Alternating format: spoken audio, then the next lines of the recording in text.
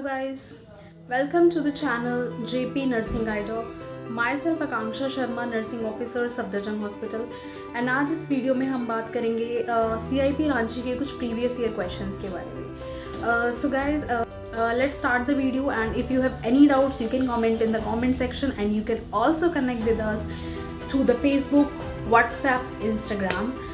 The link is given in the description and कोशिश करते हैं कि हम एक क्वेश्चन के साथ 4 क्वेश्चन प्रिपेयर करेंगे एंड मैक्सिमम क्वेश्चन करेंगे in a minimum time. So let's start the video.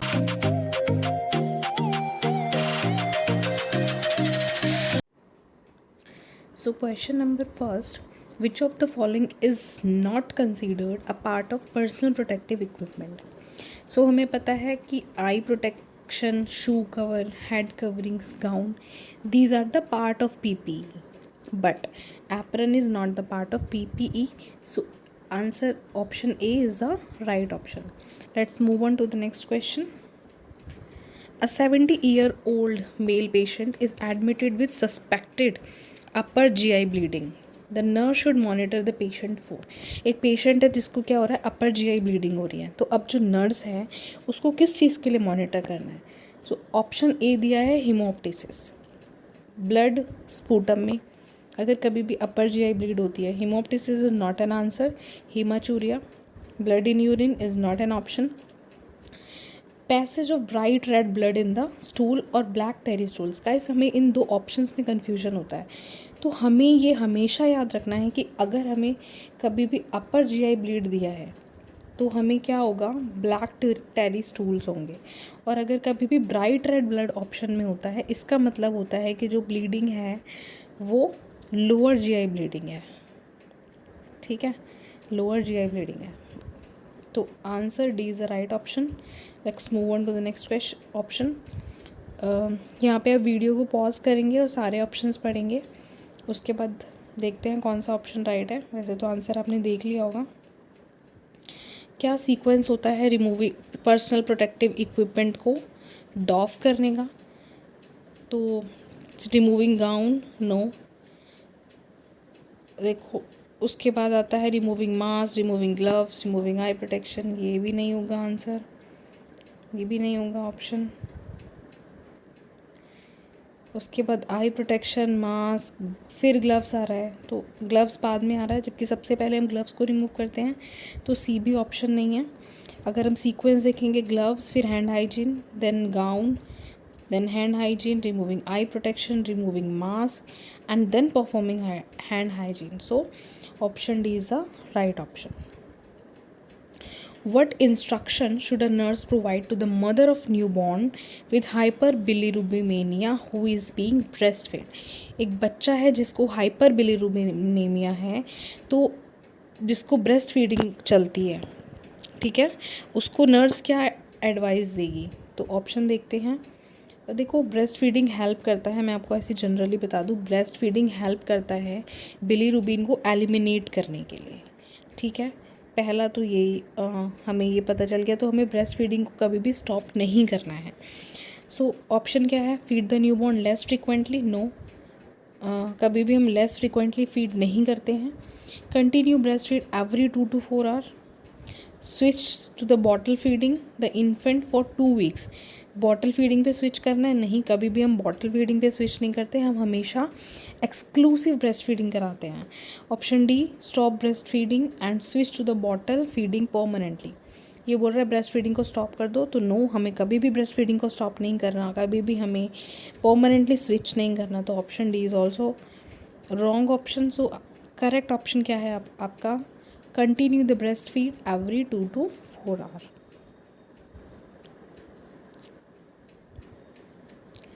The nurse is monitoring a patient in the immediate postpartum period for the signs of hemorrhage. एक nurse है, एक patient को देख रही है जो पोस्टपार्टम पीरियड में है और उसको क्या है, साइंस है हैमरेज के. तो अर्ली साइन क्या होता है, ब्लड लॉस का. सो गाइज ये हमेशा याद रखना है कि जब भी एक्सेसिव ब्लड लॉस होता है तो सबसे पहला जो साइन होता है वो होता है आपका पल्स में फ्लक्चुएशन आना. जहाँ पे भी आपको ऑप्शन दिख जाए कि आपकी पल्स बढ़ रही है, so that is the right option. तो राइट आंसर क्या होगा इसका, option B. A client is hospitalized because of persistent vomiting. The nurse should monitor the client closely for which problem? अब एक पेशेंट है जिसको persistent vomiting हो रही है. persistent vomiting का मतलब है कि क्या हो रहा है इसके अंदर, मतलब जो हमारे गैस्ट्रिक कंटेंट्स हैं वो बाहर जा रहे हैं. गैस्ट्रिक कंटेंट्स कैसे होते हैं हमारे, एसिडिक होते हैं, ये याद रखना है. तो जब एसिड हमारी बॉडी से बाहर जा रहा है तो किसका लेवल बढ़ेगा, बेस का लेवल बढ़ेगा. तो जब बेस का लेवल बढ़ेगा तो ऑप्शन क्या होगा, डायरिया होगा, नो. मेटाबॉलिक एसिडोसिस होगा, नो, क्योंकि एसिड तो बाहर जा रहा है. Hyper active bowel sound, no. तो आंसर क्या होगा, metabolic alkalosis. which finding are indicative of increased ICP? Intracranial pressure बढ़ता है तो उसकी क्या क्या फाइंडिंग्स होती हैं, इसके लिए आपको याद रखना है कुशिंग ट्रायड. उसके अंदर क्या क्या क्या होता है, जो हमारा ट्रायड होता है उसके अंदर 3 चीज़ें होती हैं, widened pulse pressure, decreased respiration, decrease post rate and decreased lack of consciousness. The nurse is creating plan of care for a client in skin traction. The nurse should monitor the patient closely. क्या monitor करना है nurse को? The nurse is creating plan of care for a client with skin traction. The nurse should monitor for which priority finding in this patient? Urinary incontinence, signs of skin breakdown, the presence of bowel sound, signs of infection around the pin site. So answer is, सबसे पहले हमें क्या देखना होता है, science of skin breakdown. Next question, an opioid analgesic is admitted to a patient in labour. Which medication should be readily available if respiratory depression occur. इस question का मतलब ये है कि जब भी आप ओपियोइड एनाल्जेसिक देते हो और किसी पेशेंट को अगर रेस्पिरेटरी डिप्रेशन हो जाता है तो उसके लिए आपके पास कौन सी मेडिसिन अवेलेबल होनी चाहिए. बेसिकली क्वेश्चन में हमसे पूछ रहा है कि इसका एंटीडोट क्या है, तो ओपियोइड एनाल्जेसिक का एंटीडोट होता है naloxone. Nurse analysis the laboratory result of a child with haemophilia. Which result will most like to be abnormal in this kind. अगर किसी पेशेंट को हीमोफीलिया है तो उसको कौन सा रिजल्ट आपको चाइल्ड में देखने को मिलेगा, किस में चेंजेस देखने को मिलेंगे, प्लेटलेट्स में, हीमेटोक्रिट, हीमोग्लोबिन और partial thromboplastin time. So answer is platelets count. और इसका आंसर ए क्यों है ये आप मुझे कमेंट सेक्शन में बताएंगे. Next question is la belle indifference is related to which of the following. La belle indifference किस में देखने को मिलता है, anxiety, phobic anxiety disorder, conversion disorder और ऑब्सेसिव कंपल्शन डिसऑर्डर. तो हमें पता है कि लेबेला डिफरेंस हमें किस में देखने को मिलता है, कन्वर्जन डिसऑर्डर में. गैस्ट्रेटरी हैलुसिनेशंस किसको अफेक्ट करती हैं. Gustatory hallucinations affect the taste bud, nose, ear और स्किन. सो गैस्ट्रेटरी हैलुसिनेशन किसको अफेक्ट करती हैं, ये इफ़ेक्ट करती है हमारे टेस्ट बड को. Very right. स्किन को कौन सा इफेक्ट करती हैं, टेक्टाइल हेलुसिनेशंस. अच्छा, नेक्स्ट क्वेश्चन क्या है, the therapeutic effective serum lithium concentration level is monitored. जो थेराप्यूटिक लिथियम का जो लेवल होता है वो थेराप्यूटिक लेवल हम कब मॉनिटर करते हैं, तो इसका आंसर हमारा जाता है 24 to 48 hours.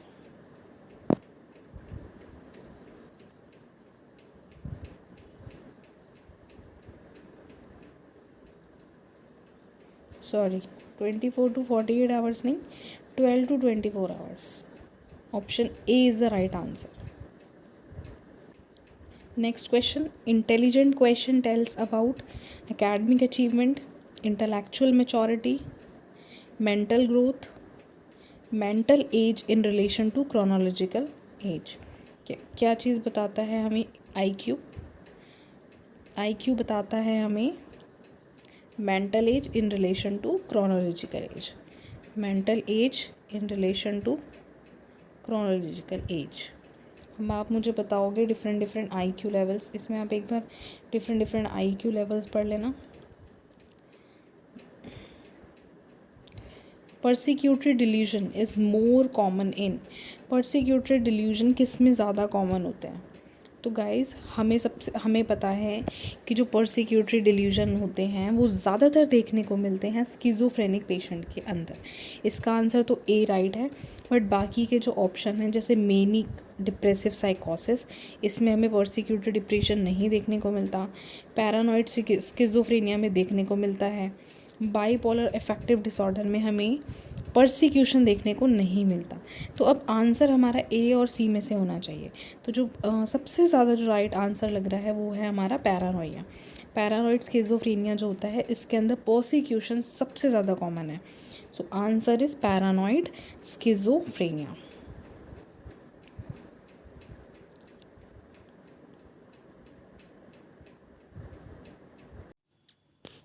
So guys, if you have not subscribed the channel, kindly subscribe the channel.